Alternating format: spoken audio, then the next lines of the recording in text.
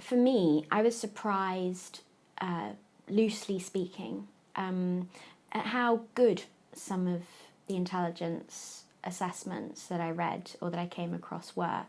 It wasn't a great surprise to me that culture was really important in how they regarded the Arab world, that stereotypes of Arab culture were significant in Western intelligence assessments, but actually the role that these cultural ideas played in analysis, sometimes positive, sometimes negative, were often nuanced and actually used by Middle Eastern actors, by presidents, by analysts, by advisors within the region to forge their own agendas and shift Anglo-American analysis in the direction that they chose.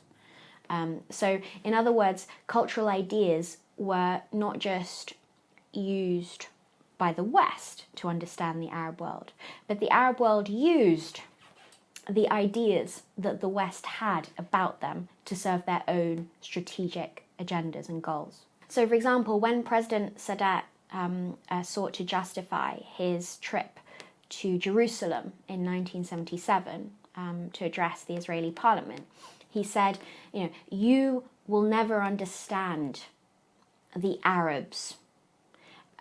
This is him sort of speaking to the West and Western analysts who are challenging why he took such a kind of dramatic step. He alluded to this idea of a sort of Arab psychology as being something that he had a privileged access to. And he said, these Arabs will never agree on anything. So he saw this step that was really quite dramatic in breaking with the Arab fold